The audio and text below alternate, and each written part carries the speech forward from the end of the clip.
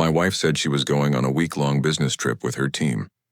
I trusted her, until I saw who she was sharing more than the hotel with. That's when I decided the truth wouldn't just come out, it would destroy them. If you'd asked me a year ago, I, Ryan Cole, would have told you Claire and I had it figured out. 5 years married, still sharing inside jokes, still choosing each other at the end of the day. It started bending the night she mentioned the company tour. They're sending the top team to Chicago, she said one night over a late dinner. Corporate retreat, training sessions, client visits. The whole deal. Martin says it'll be great for exposure. I nodded, but something in my chest tightened. How long, I asked. A week, she said, twirling her fork in her pasta. Hotel's already booked. Just you and the team? She smiled faintly. Of course, why? I almost said it then. That I'd noticed her phone living face down lately. That she'd started wearing perfume on the days she said she was working late. That her laughter on certain calls didn't sound like the kind you gave a client. But instead I swallowed it. Because that's what trust looks like in the moment. Giving them the benefit of the doubt even if the doubt is louder. The night before she left, I helped her pack. She was distracted, scrolling on her phone between folding blouses. I caught her looking at a message once, smiling to herself before locking the screen. You're quiet, she said. Just thinking about the week ahead, I replied. She leaned over and kissed my cheek. Don't miss me too much. I smiled back, but it didn't reach my eyes. When I dropped her at the office the next morning, the team's meeting point before the trip, Martin was there, directing people into the company van. He saw me, gave me a smile that was more smirk than greeting, and clapped a hand on my shoulder like we were old mates. Don't worry, Ryan, he said, grinning. I'll take good care of her. I laughed because I had to. But as I drove away, the storm in my chest was already forming. We hadn't started a family yet, not because we couldn't, but because we both agreed the timing wasn't right. I was building my career in logistics management. She was climbing the ladder in corporate marketing. Kids could wait. We had time, or at least I thought we did. We split our lives like a team. I handled the bills, the house repairs, the little weekend getaways. She handled the social calendar, the dinner parties, the endless networking her job demanded. When she came home from work, she'd kick off her heels, curl up on the sofa next to me, and tell me stories about the chaos at the office. Sometimes I'd tease her about her boss, Martin, how she said his name with that half-annoyed, half-impressed tone people reserve for someone they secretly admire. She'd roll her eyes, laugh, and say, You're the only man I'd put up with after hours. I believed her, but belief has a fragile spine. I'd had doubts before, little ones. The kind you tell yourself not to think about because they don't have proof attached to them. The phone always face down, the new perfume, the quiet smiles at messages she never explained. The way she said Martin with that slight tilt in her voice. I told myself it was nothing, that I was just tired or overthinking or letting insecurity creep in where it didn't belong.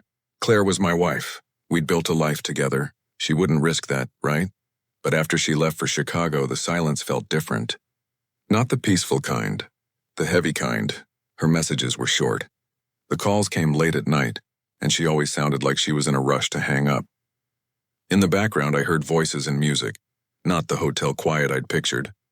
I lay awake the third night, staring at the ceiling. The voice in my head wasn't whispering anymore.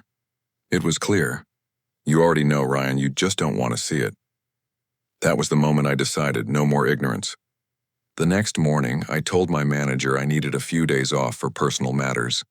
I booked a last-minute ticket to Chicago for the next day. I didn't tell Claire. I didn't tell anyone. If she was where she said she'd be, this would just be a surprise visit. Something we could laugh about later. But deep down I knew I wasn't going there for a surprise. I was going to end the guessing. On the flight I kept thinking about our years together. The house we bought, the holidays we took, the nights we'd sat on the sofa talking about our future. I thought about the night she first told me she loved me. And I thought about Martin's smirk when he said, I'll take good care of her.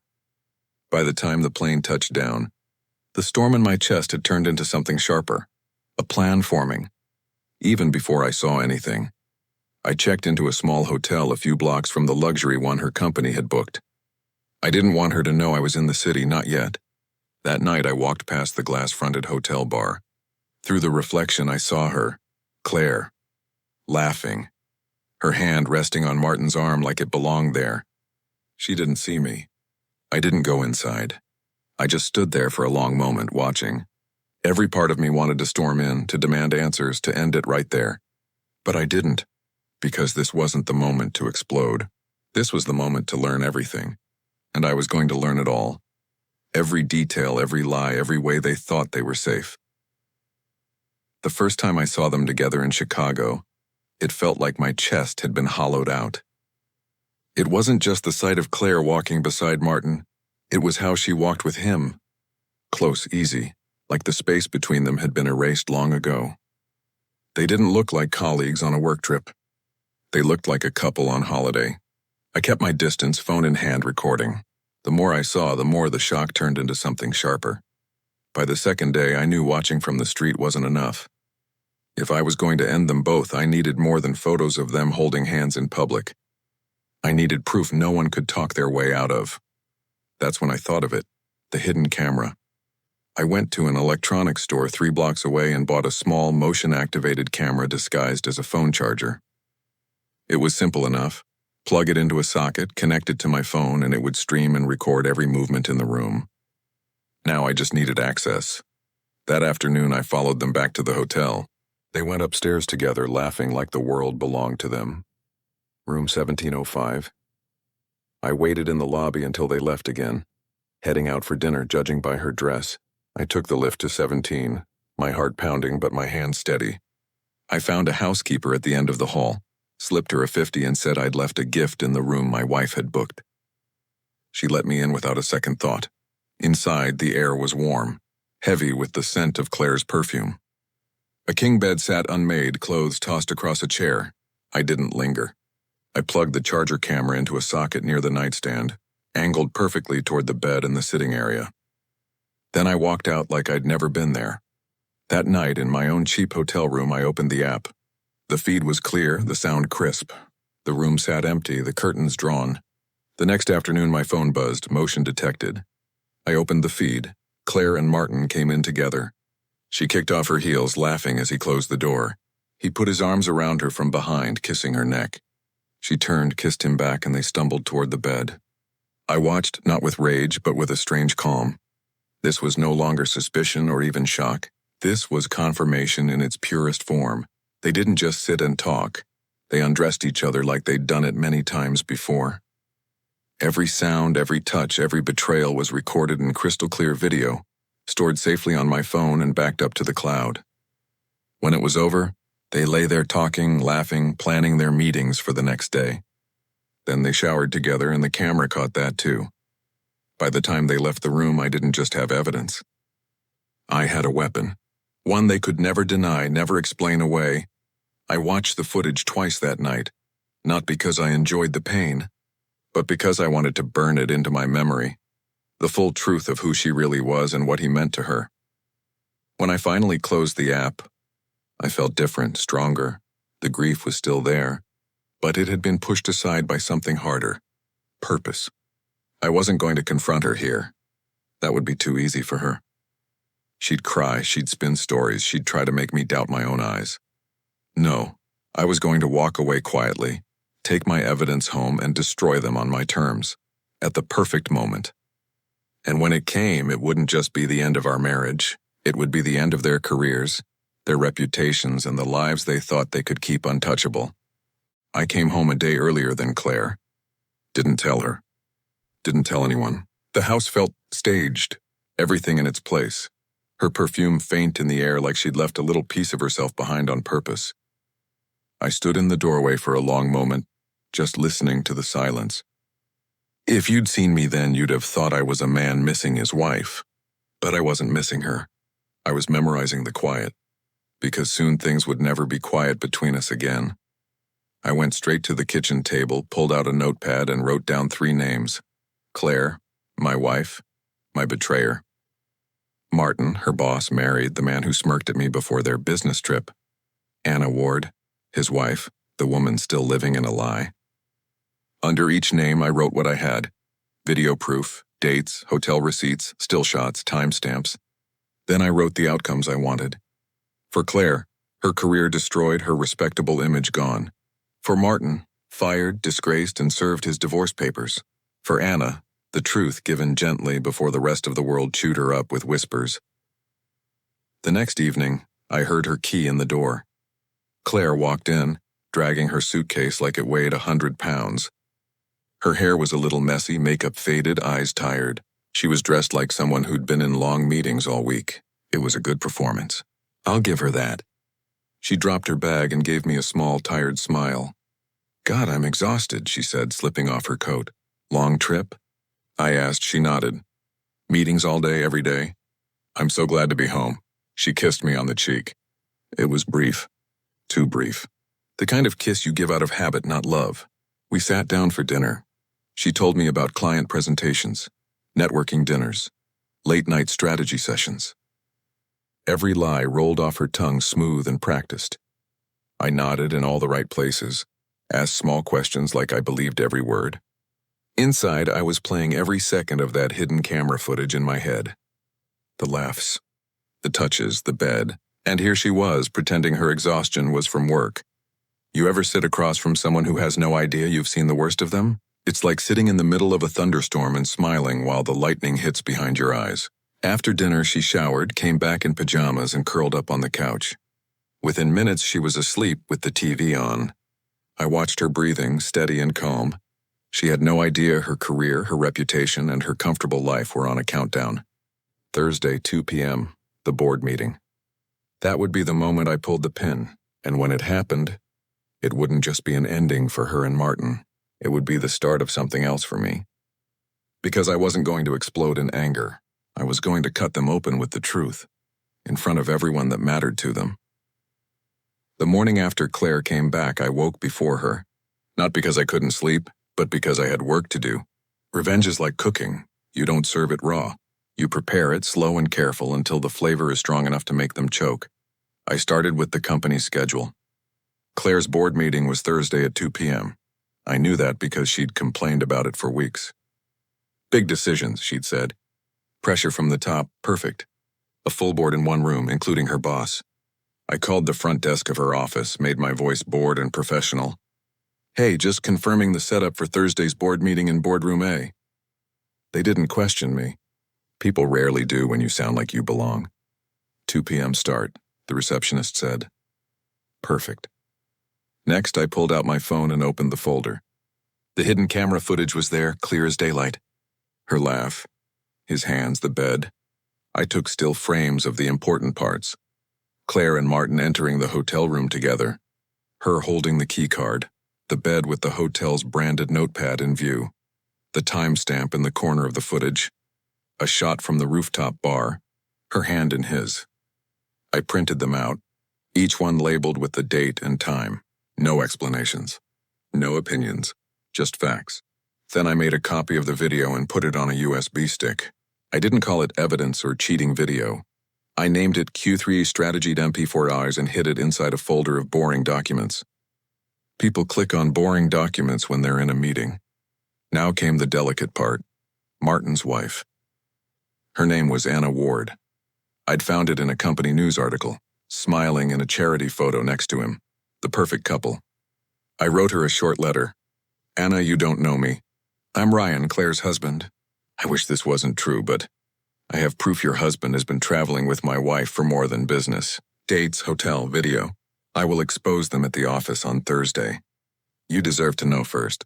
If you want to see the proof privately, I can meet you before then. No threats. No insults. Just the truth. I sealed the letter in an envelope with 3 printed photos. The ones that didn't need sound to tell the story. I left the worst for later. By Wednesday night, everything was ready. 3 envelopes for the company board. Chair, HR director, legal counsel, 1 envelope for Anna, 1 USB stick ready to destroy 2 careers. When Claire came home from work that night, she talked about how crazy things were going to be in the office tomorrow. I just smiled and asked if she wanted tea. She had no idea she was walking into the fire I'd been building around her. You know that moment when the hunter is so close to the prey they can hear it breathing? That's where I was. Close enough to smell victory. Close enough to end it all. Thursday came and the air felt heavier than usual. Not weather, something else. The kind of weight that comes when you know you're about to change someone's life forever. I didn't dress like a man on a mission. Just jeans, a clean shirt, messenger bag over my shoulder. Nothing that screamed revenge. My way in was already arranged. Tom Henderson, old mate from college, worked in IT at Claire's company. We'd kept in touch over the years, mostly through football banter and the occasional pint. I'd called him 2 days ago, told him I had a surprise for Claire and needed to drop something in her department without going through the front desk circus. He didn't ask too many questions. Good man. When I arrived, Tom was at the side entrance smoking. Long time, he said, grinning. What's the big surprise? You'll see, I said. Just need to get it to the top floor. He waved his badge at the side door scanner and we were in. The lift ride up was quiet, but my heart was steady. Tom thought this was some romantic stunt. He had no idea. We stepped out into the carpeted silence of the executive floor. Tom nodded toward the far end. Boardroom's unlocked for setup. Just be quick, meeting soon. I'll be quick, I said. Inside the boardroom, the polished table gleamed under the soft lights. I moved fast, envelopes for the chair, HR, and legal in their exact seats. A slim folder slid under Martin's chair. Photos, receipts, dates, all neat and impossible to deny. Then the USB stick. I plugged it into the main screen's input, made sure the first file in view was Q3R strategy.mp4r. If anyone clicked, the truth would explode across that 12-foot display. Tom leaned on the doorframe. Man, you've gone all out. She'll remember this, I said. Not a lie. I walked out, thanked him, and left the executive floor without a single raised eyebrow. Downstairs, I took a seat in a quiet corner of the lobby cafe, coffee in hand, facing the glass wall that looked out toward the main entrance. And then, the dominoes started to fall. It began with a ripple of movement upstairs. A few people came down in sharp whispers, glancing at their phones, faces tight. Then the HR director appeared, walking quickly with 2 assistants. Moments later, Martin stepped out of the lift, flanked by security. His face was blank, but his jaw was locked. The look of a man trying to hold his world together with sheer will. Right behind him, I saw Anna Ward, his wife, striding toward him. Navy coat, calm steps, eyes locked on him like she was looking at a stranger. She didn't even speak to him, just turned to HR and asked where they could talk privately. And then came Claire. Her eyes found me instantly. Shock first, then the realization, then something else, not shame, but the panic of a person who's just had their secret pulled into daylight. I stood as she approached. Ryan, she began. How was the trip? I asked, voice steady, almost casual. She swallowed. I didn't let her finish. I just smiled faintly, stepped past her and walked out through the glass doors into the daylight. The boardroom was no longer my concern. I'd already loaded the gun. All they had to do was pull the trigger. By the time I reached home, the fire was already spreading. It started with a single call. Tom rang me, his voice low, almost disbelieving. Mate, I don't know what you did, but the whole boardroom saw it. All of it. They stopped the meeting halfway, HR's in meltdown and Martin's out. Like gone. I didn't ask for details. I didn't need them. The image in my head was enough. A dozen suits leaning back in their chairs watching a high-definition betrayal play out on the big screen. No explanations.